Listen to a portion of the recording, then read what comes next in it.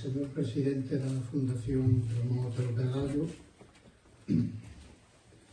señor Presidente de honra da institución, autoridades autonómicas, provinciais, locais, señor Alcalde de Amoeiro, veciñas e veciños de Trasalba, miñas donas e meus señores. Teñen vostedes, algúns de vostedes no seu poder, outros poderán telo, quizáis dentro dunha hora ou cousa así, un libro sobre a Editorial Galaxia, que a propia editorial coordinou no último mes ou nos últimos 2 meses, no que colaboran pois persoas que saben moito da historia e das inquedanzas que Galaxia tivo ao longo destes 75 anos.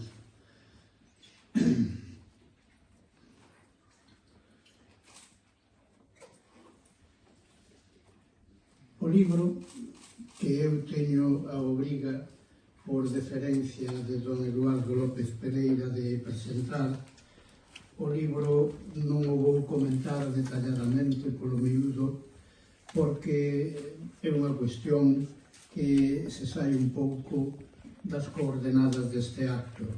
De todos os xeitos, direi que é un libro, en primeiro lugar, excelente, e que vai ser moi difícil en moito tempo atopar un libro para quen queira coñecer a historia da Editorial Galaxia, das características do libro que hoxe presentamos. Consta, en primeiro lugar, de 13 artigos máis ou menos extensos, solicitados a determinadas persoas que eu diría que en xeral teñen unha vinculación importante coa Editorial Galaxia e en todo caso saben moito de Galaxia, pero desde dentro. Tamén conviña que se falase de Galaxia neste libro ou noutros libros que xa virán un pouco desde fora.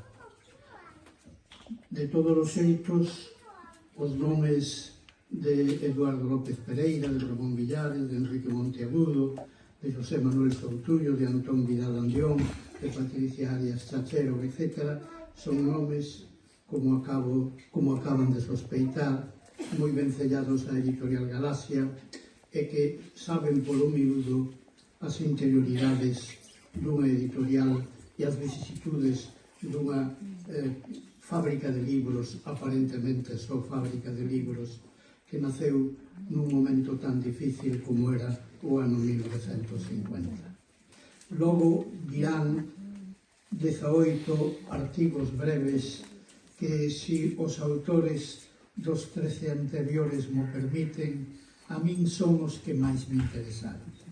Porque eu, a priori, máis ou menos sabía, non é ningún mérito meu, é o mérito dos meus, é dicir, é a consecuencia dos meus anos, máis ou menos o que iban dicir, porque aínda un capítulo magistral como é o que acabamos de oír, que é da autoría de Víctor Fernández Freixanes, temos oído palabras moi parecidas a él mesmo e temos lido palabras moi semellantes a él mesmo noutros traballos. Pero foron convocados para que contestasen na segunda parte do libro 18 voces que eu teño que confesar na miña casi infinita ignorancia que moitas desas voces eran descoñecidas. E ao final da miña disertación que quixese que fora breve, hei de reproducir senllos fragmentos desas 4 voces que son voces de mulleres e de mulleres novas e que teñen unha importancia especial se eu logro trasladar a todos vostedes o que eu quero decir sobre a singularidade cultural da Editorial Galaxia. Porque a Editorial Galaxia, xa o dixo Víctor Freixanes, pero a Editorial Galaxia nace nun tempo histórico, nun determinado territorio, en Galicia, en Vigo, en certo modo, aínda que o acto fundacional e simbólico ten que ser en Santiago, que de algún xeito era a capital de Galicia, ademais a terra de Santiago Apóstolo, non esquezamos. Esa editorial nace cando Galicia, eu se tivese que escoller un sustantivo de todo o vocabulario galego, de todo o vocabulario do dicionario de Don Eladio ou do actual dicionario en cursos de edicións distintas da Real Academia Galega, collería a palabra ermo. Eu non falo desde dentro, porque orgánicamente nunca pertencín a Galaxia, pero quizáis teño ningún mérito, pero dase en mí unha circunstancia biográfica que non teñen nin Soutullo, nin Freixanes, etc., porque cando eles nacían ou estaban a punto de nacer ou estaban a punto de publicar o primeiro libro ou estaban a punto de pensar no seu primeiro ensaio, xa eu era un home de Galaxia, un home novo con 21 ou 22 ou 23 anos, porque eu publiquei o meu primeiro artigo, vamos a chamar filolóxico, na serie Grial, na colección Grial, vamos a chamala así, que aínda non era revista, no ano 1951, ocasión en que proíben Grial, porque de feito o número 4 xa saiu un pouco ilegalmente. Quen era eu? Pois eu estaba nas condicións óptimas para entender o fenómeno de Galaxia, pero para entendelo desde o seu nacemento e para entendelo desde fora e tamén un pouco desde dentro, porque eu tive o privilexio, eu tive a sorte desde o ano 1951, cando publiquei en Grial ese pequeno ensaio, de tratar persoalmente e epistolarmente a Ramón Piñeiro, e persoalmente a Francisco Fernández del Riego, persoalmente a Xaime Illa. Por lo tanto, cando digo que estaba un pouquinho dentro, digo algo que é rigurosamente certo, pero tamén como orgánicamente nunca pertencín á Editorial Galaxia, estou me contemplando un pouco desde fora. Está mal que eu faga esta pregunta, quen era eu? Pois eu era un rapaz novo que no ano do 46 ou 48 estudou no Instituto Santa Irene os dois últimos cursos do bacharelato daquela, o sexto e o séptimo. Nese momento, eu está mal que eu agora me gabe, pero como non está aquí a miña avoa, teño que facelo eu. Eu tiña unha inclinación ao que hoxe chamamos as letras, e sobre todo ao que hoxe, eu daquela non sabía moi ben como chamar, ao que hoxe chamamos a filoloxía, os saberes que teñen que ver fundamentalmente coa palabra. Eu non era un mal alumno de latín, eu non era un mal alumno de literatura, eu non era un mal alumno de gramática castelá, que era a única gramática que había. Na época de Cervantes, que foi un gran alumno de López de Hoyos de gramática, era gramática latina, non era gramática castelá. Non era un mal. Por lo tanto, está claro que eu era un alumno de letras, e que era un alumno de letras que ia sobre todo polo vieiro da filoloxía. Pero era un alumno de letras que do 46 ao 48 tiña como fala familiar, como fala cos seus máis achegados, como fala cos seus parentes, cos seus veciños, cando vivía na aldea, sobre todo, tiña o galego. Pero no instituto eu nunca oín falar en galego a un profesor, nunca oín recitar un verso en galego a un profesor, e eu, que repito, non era un mal alumno en latín, en gramática, en literatura, e en todos aqueles saberes que algunha relación teñen que ver non só coas letras, senón con aquilo que eu, quizáis un ano despois, xa vou saber o que é a filoloxía. E a filoloxía, etimolóxicamente, como saben vostedes moi ben, é o amor á palabra. Pois ben, aquí estou eu, que o que teño ante a miña lingua é vergonza. Eu considero cando chego da aldea a Ribadavia e vou bailar o club náutico, eu non me atrevo a sacar a bailar a unha rapaza do meu tempo, que é filla dun médico, dun abogado, dun veterinario ou dun humilde oficinista. É imposible sacala a bailar no ano 46, 47, 48 en galego. Hai que sacala a bailar en castelán. Todos nós, porque todo o mundo se apelidaba Alonso Montero daquela, todo o mundo se apelidaba Alonso Montero. Incluso había persoas en Galaxia, comprometidas en Galaxia, algunha foi á prisión polo seu compromiso con Galaxia, que tiñan como lingua externa, como lingua gremial, como lingua litúrxica e como lingua intelectual o galego, pero na casa, no fogar, coa súa muller e cos fillos, se é que os tiñan, no caso que estou pensando non os tiñan, era o idioma social deles, era o castelán. Neste ermo de súpeto aparecen 5 homes que se chaman Ramón Otero Pedrallo e Fermín Penzol. A beira deles 3 homes que veñen das mocedades galeguistas que se chaman Xaime Isla, Ramón Piñeiro e Francisco Fernández del Riego. Os 3 están nunha mesma causa e os 3 son bastante distintos. Eu, con todo o respeto ao que aquí se dixo, o que se di no libro e o que haberá aínda que decir, eu creo que non se entende a editorial Galaxia se un non pon o acento na figura de Ramón Piñeiro.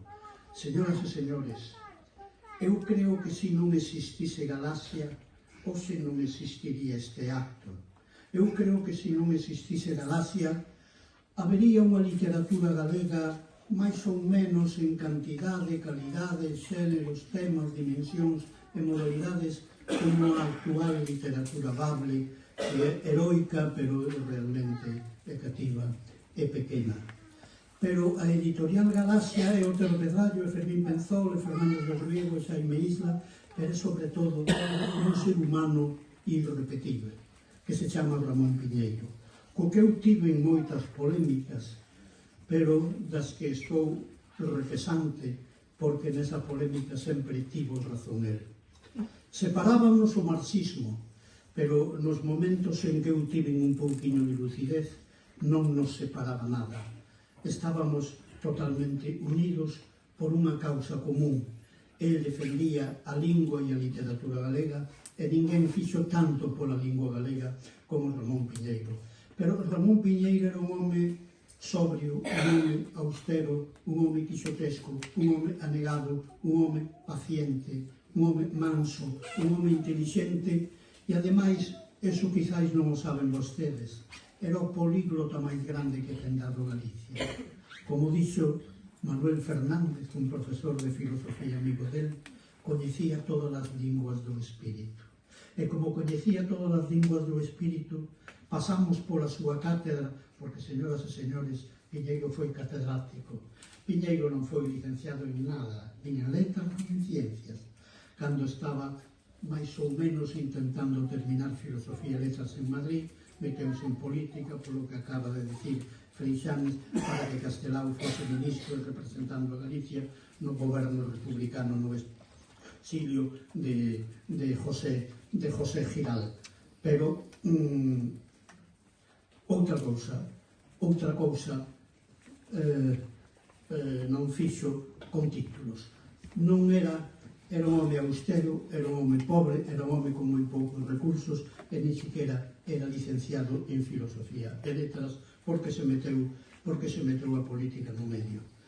Pero Piñeiro, que estivo 3 anos na prisión, 46 ou 49, estuvo á beira de quen foi fundamental logo na reconstrucción da literatura e da cultura vasca, de Michelena, de Coldo Michelena. Ali estuvo cismando durante eses 3 anos de prisión en que habería que facer algo que xa non tivese que ver coa clandestinidade. A clandestinidade ten unha función na política, pero ten que haber tamén outras actividades que non se produzan na clandestinidade. e incluso sendo o franquismo unha dictadura, non é unha dictadura tan férrea que non teña pequenas fendas, que non teña pequenas regandixas. Por lo tanto, hai que crear unha institución legal e desde a legalidade traballar.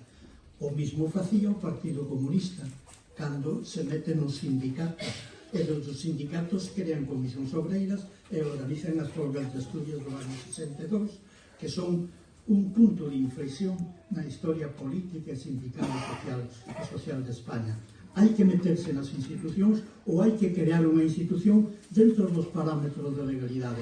Isto vai ser a editorial Galaxia. Pero a editorial Galaxia xorde nun ermo en que os novos, os Alonsos Monteros que estudian no Santa Irene ou en calquera outro instituto de Galicia, aínda sendo falantes de galego na súa casa, na súa aldea, en boa parte da súa vida cotiá, resulta que teñen vergonza ante o galego. E sempre que poden tapan esas vergonzas, sempre que poden tapan os seus farrapos lingüísticos. Eu recordo, cando fixen o examen de ingreso do bacharelato, comendo con miña nai, estaba eu admirado por unhas rapazas que acababan de sair no Instituto de Ourense do examen de latín, eran de terceiro, tiñan máis ou menos o mesmo tempo, inda que eu acababa de facer o ingreso, 13, 14 anos, e eu estaba maravillado por todas elas, polo guapas que eran, e polo atractivas, sobre todo unha, a quen eu chamo nese artigo famoso, que eres máis caldo, Suso, a quen eu chamo a miña. Entonces miña nai, que pensa que vamos perder o coche de liña, pregúntame, Suso, que eres máis caldo? E eu non quería máis caldo, eu que quería mirar para as rapazas, sobre todo para a miña, que ademais de guapa, eu consideraba rica pola casa, etc. E eu non me atrevía a decir que non, porque se decía que non, elas decatábanse por este signo lingüístico que eu tiña que emitir, que eu falaba unha lingua B, daquela non se decía lingua B, que falaba a lingua dos da nación sociolóxica dos da baixo, daquela tampouco se decía eso empecé a decirlo eu cando me convertí en sociolingüista marxistizante por aqueles anos 60. Nese ermo, que facer? Pois o que hai que facer é poñer unha cátedra en Santiago, pero non na Facultade de Filosofía e Letras na oficial, non, nun domicilio que estaba na rúa Xelmírez, número 15, cuarto andar sin ascensor. Por ali pasaron algo así desde o ano 51-52 ao ano 60, porque estamos falando da etapa máis ou menos primitiva de Galaxia, pois 25 ou 30 persoas que van desde Milán Torreira e Isidoro Millán González Pardo, Alonso Montero, un pouco por idade, Antonio Concheiro Camaño, López Nogueira, Méndez Ferrín, Ramón Lorenzo, etc. Pasan os que logo van ser escritores, filólogos, políticos, etc. tamén. E pasan por aquela cátedra, que é unha cátedra socrática, que é unha cátedra gratuita, que é unha cátedra non oficial, que é unha cátedra envidiada polos catedráticos oficiais da Facultade de Filosofía ou da Facultade de Dereito. E sin ese home abnegado, sin ese home que, por non ter, non tiña vaidade, que é un caso único, ata onde eu sei, na historia das letras mundiais. Non ter vaidade. E ese home entregouse. Ramón Piñeiro é fundamental. É probable, señoras e señores, a miña proposta para un debate, que non existiría este acto hoxe, non existiría se non existise a editorial Galaxia. E, sobre todo, se a editorial Galaxia non tivese un home como Ramón Piñeiro. Porque homes esforzados, entregados, comprometidos, traballadores, etc., como del Riego, quizáis había algúns en Galicia. Homes tamén entregados desde outro tipo de espiritualidade, a religiosa, a católica, como Xaime Isla, quizáis había algúns en Galicia, pero non creo que houvese nin en Galicia, sospeito que no mundo, un home como Ramón Piñeiro. Ramón Piñeiro é así. E nós estamos aquí por Ramón Piñeiro. Agora fálase do piñeirismo, fálase nun sentido máis ou menos desdeñoso. E falan do piñeirismo persoas que desde o ano 64, como a xente do UPG, están no marxismo, e falábase do piñeirismo xente que tiña que ver cun profesor de Lugo que chegou a Lugo no ano 60 e que tamén estaba no marxismo, un marxismo distinto, falaba, pero resulta que se non houvese piñeirismo, se non houvese Editorial Galacia, se o proxecto cultural da Editorial Galacia non fose deseñado por persoas como Ramón Piñeiro, Del Riego e Xaime Isla, pois resulta que non habería un proxecto para Galicia que mobilizase a eses 25 ou 30 rapaces novos, que de Isidoro Millán, etc., a López Nogueira, que era médico, por outra parte, non pasasen pola mesa camilla, pola cátedra socrática gratuita, e abnegada de Ramón Piñeiro. Está aínda por escribir este libro sobre Ramón Piñeiro. Eu publiquei un no ano 9, creo que foi no ano 9, pero, bueno, pagaba a pena volver sobre unha figura como ele. Eu, ao final, fui estudiar a Madrid Filoloxía, estaba condenado a iso. Estaba condenado a iso tamén porque tive a sorte de ter un profesor que se chamaba don Bernardino Graña, Grañas de Fojos, non Graña Villar, era o pai de Bernardino Graña Villar, que acaba de morrer en Canas de Pou, señor presidente do Parlamento, mais eu estivemos ali para decir unhas palabras sobre ele. Eu coñecía a Divina Comedia, eu coñecía a Odisea, ou coñecía a obra fundamental de Alejandro Manzoni por os libros que me deixaba ou que me regalaba don Bernardino Graña. Por lo tanto, eu vou estudiar Filoloxía a Madrid e teño a sorte de que un sobriño de don Xosé Ramón Fernández Osea, alias Ben Xosé, inspector de ensino primario, despois de ser represaliado daquela na provincia de Toledo, pero residente en Madrid, eu a través do sobriño, colega meu na Facultade de Letras, o 20 de outubro de 1948, fun á casa de Ben Xosé. E ali aconteceume o que eu non sospeitaba, porque eu, que era ese alumno tan aplicado en latín, en gramática, en literatura, eu nunca vira un libro de Castelao, eu nunca vira un libro de Otero Pedrallo, eu nunca vira un libro de Vicente Risco, e eu era visitante impecune, casi sempre das librerías, e desde logo visitante da única biblioteca pública que había en Vigo, na Alameda, que se chamaba Jaime Solá.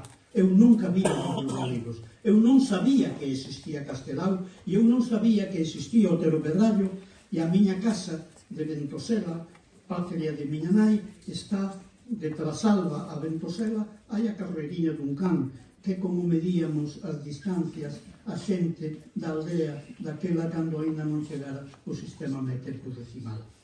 De Trasalba a Ventosela hai a carreiriña dun can.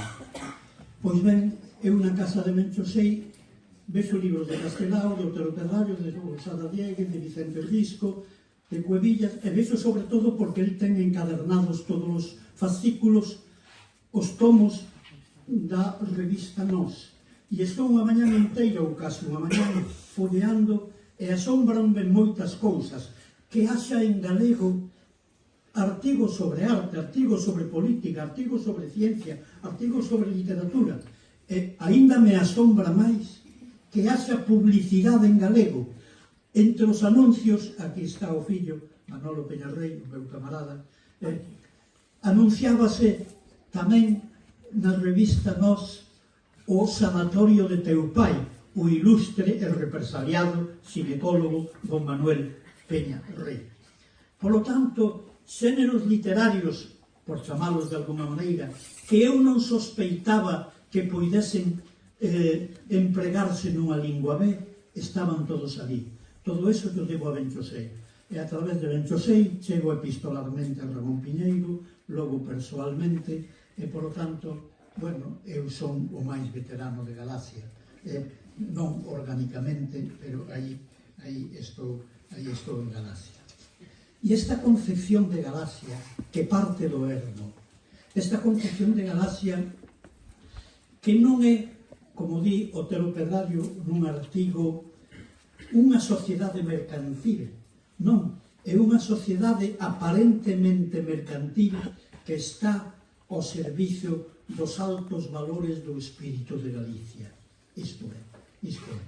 E aínda que había algúns libros daquela, en bibliófilos galegos, en Monterrey, etc., eran cousas máis ou menos esporádicas que non respondían a un proxecto de conectar coa cultura literaria anterior ao 36, un proxecto donde, ademais de conectar coa cultura literaria anterior á Guerra Civil, había que definir a cultura literaria galega como algo distinto, como algo que a xente non asocie o folclore, o ruralismo, o costumismo pintoresco. Daí a insistencia por parte dos de Galaxia desde os primeiros anos en publicar traballos filosóficos, en publicar traducións de autores daquela moi importantes, como é o caso de Heidegger. Por iso Heidegger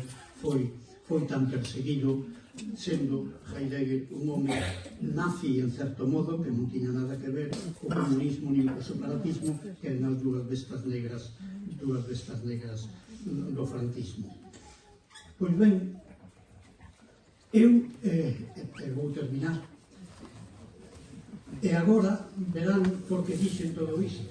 Porque todo isto levouno ao máis fondo do meu espírito a lectura que fixen hai 3 días do exemplar co que me agasallaron o outro día os dirixentes de Galaxia do libro que teñen vostedes na man. E leín con moita atención as 18 intervencións máis ou menos breves de unhas escritoras, 5 concretamente,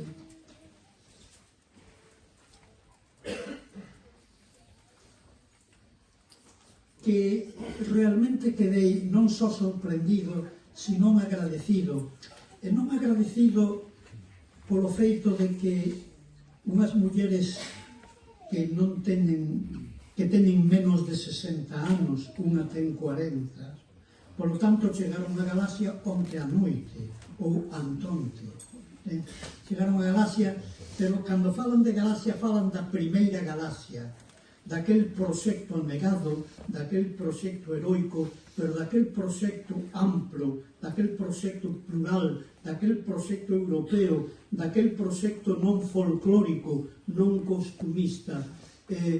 Sorprendeume, pero agradoume. E agradoume non porque me dean a razón a min de que ese proxecto é unha das proezas intelectuais non máis importantes de Galicia. Eu creo que é tan importante como o Rexurdimento, desde logo máis importante que as Irmandades da Fala. Pero levantar da súa postración un idioma como o galego nos anos 50 como fixo Galaxia, non creo que haxa unha experiencia igual en ningún territorio de Europa e quizás en ningún territorio do mundo. A proeza de Galaxia é unha proeza singular na historia da cultura mundial. Pois, con palabras distintas, estas 4 mulleres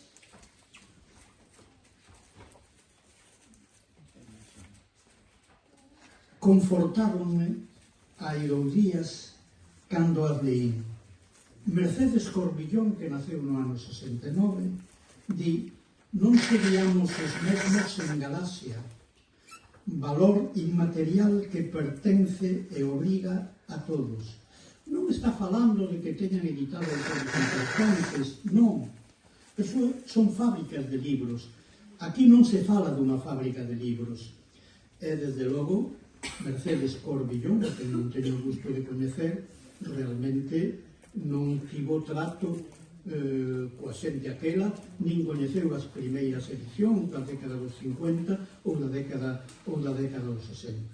Ben logo, alguén que naceu no ano 72, Paula Carballeira, que di máis explícitamente un editorial que garda a memoria do que fomos, que recolle o testemunho do que somos e que nos ofrece a posibilidade de crear o que seremos. E alguén que naceu no ano 73 no País Vasco e que confesa que a súa lingua materna non é o galego, di Galaxia, un pai e unha nai que se ocuparon de transmitir o que nos define. E por último, alguén que naceu no 85 e por tanto ten 40 anos ou está a punto de cumprilos, Lara do Pazo Ruibal, di Galaxia é algo máis que unha editorial, é o arquivo de boa parte da nosa memoria literaria. Un espello onde mirar quen fomos, quen somos e quen queremos ser.